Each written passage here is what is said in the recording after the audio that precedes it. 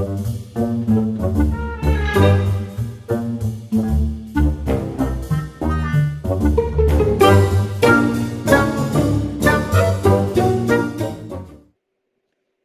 we are going to talk about how to effectively play Magik. For those that are unaware, this is a ranked match. This beginning phase starts with who you would like to be. The next phase, each team bans 3 characters. Higher ranks have more bans and save phases.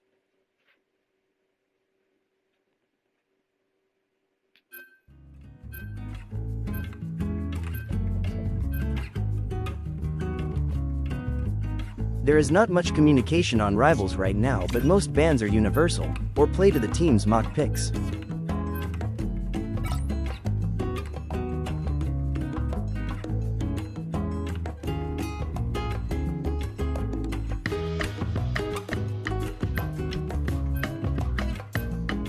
Picks like Moon Knight and Spider-Man for our team helps our backline, meaning more poking for us.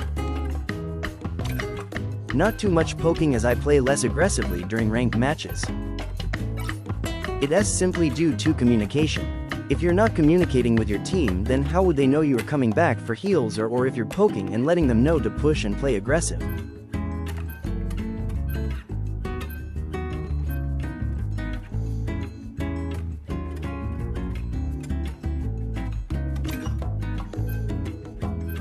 Getting the penny ban is also a great plus, as we are a ground-based character, but I will show in another video how to delay penny mines and take out the nest rather quickly with your minion attack.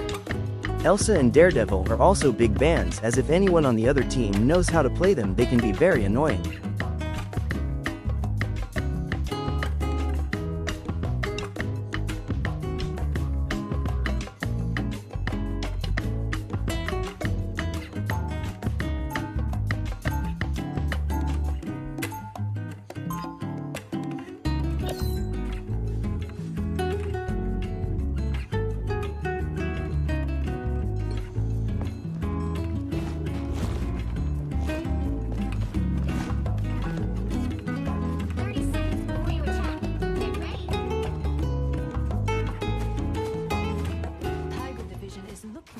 To help us analyze extremely sensitive data of a highly scientific nature. A dance-off party before the vibes. I'm aware. That's why I was going to ask if your daughter Valeria was available. The battle starts in 5, 4, 3, 2. First, you want to know your map. From obvious like health packs, to routes and looking up. A lot of maps have areas that can be dashed over. Certain jumps and teleports can get you over obstacles. Another important one is environmental braking. You can't poke if you can't get around. And you can't just stand behind the tanks expecting to get healed forever. As you see, I just use my projectile to send an attack as a small misdirection. As I head to this giant wall in front of me, I use my minion attack to break the wall and start poking. That was a bit dangerous to do, but I was aware of where my team was, and it was a nice distraction for them to back off, as well move up with a health bubble to help move as well as saving me. Even though I didn't get the kill on Psylocke, I was able to push her back and make her use abilities to prevent her from taking out the backline.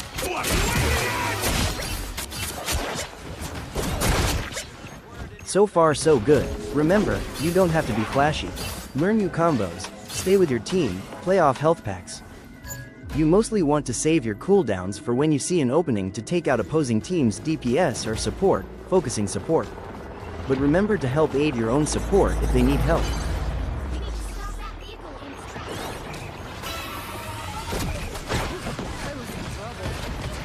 I may be criticized for using my dash there, as well as this voice.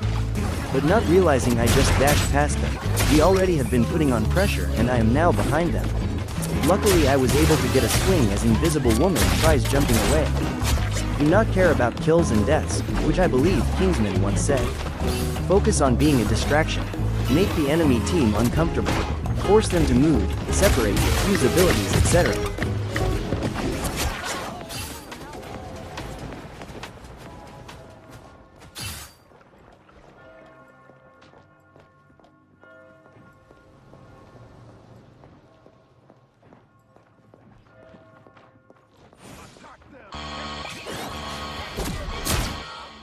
Realizing I almost have my ult, I take a long route which goes up, secret, no one is looking up if there isn't a flyer.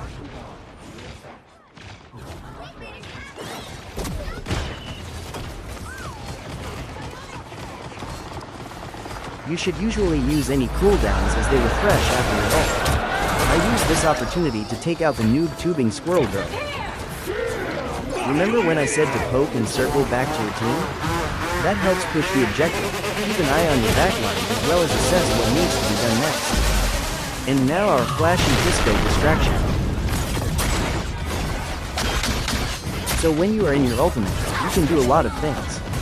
I mainly try to focus the supports as you can dish out a ton of damage. But you do not gain any health or shield, though you can generate shield a bit faster. And is exactly what I called it. It's sometimes just a flashy distraction as the whole team is trying to track you.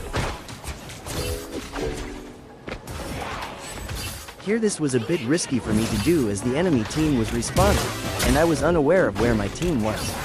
Luckily they pushed and helped me out as we pushed more. Around this time is when the enemy team started switching characters to see what would work. That is also something that's important as a Magik main. If she is not working you need to switch. Honestly goes with any character or role. Yes, ego and pride gets in the way sometimes. Learn to curb it. Learn to adapt to the situation that is at hand and what is preventing your team from pushing the objective. On this new map, there is a UAV scanner that goes across the map for each team and everyone can see the opposing team. Angela thought she was slick. This is where awareness comes into play. I'm not saying constantly be moving your camera around, but listen for moving sound effect, footsteps, character voice lines, anything that would give away their position. This is my own opinion as it helps sometimes, whenever you are playing near ledges, bridges, anything that you can be knocked off of. Try to save your cooldowns. Using your teleport delays your fall and reposition your camera to dash back up.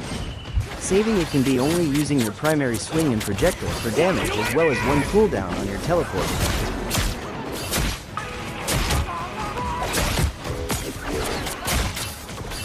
We do end up getting stuck here as the opposing team has adapted to our playing style.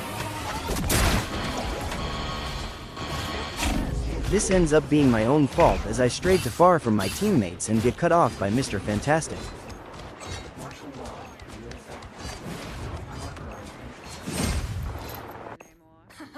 As I leave spawn I am realizing I have yet another ultimate. But while headed to the point a UAV scan goes off. Several of us just respawned and Angela is coming to poke and annoy us as we try heading back. So, disco distraction.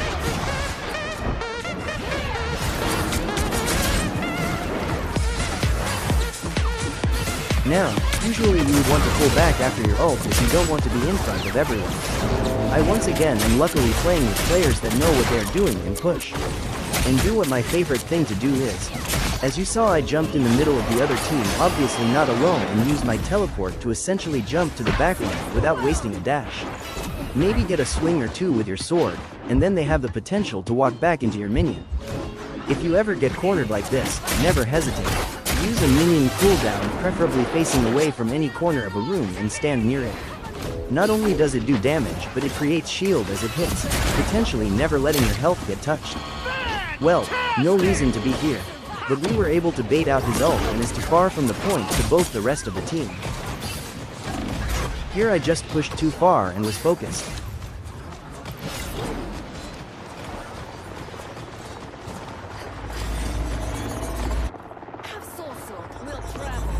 The opposing team started to push us all the way back to spawn as another UAV scan goes off.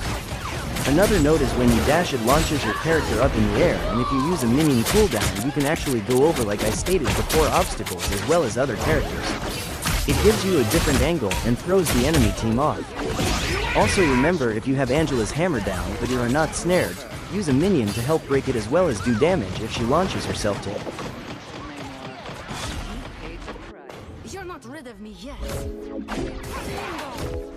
Here I am just wasting my cooldowns to rush back to the fight since we are so close. I will have a majority of them back before reaching the point. Cooldown management is another cool perk to have. Here's where we make our final push. These fights tend to get a bit hectic, so try to stay focused on what your role is for the match. For this example, you want to heavily dive and hopefully succeed on attacking support players so the rest of the opposing team can be dealt with easier. That concludes the push part of the match. In a second part, I will narrate the defensive part of the match.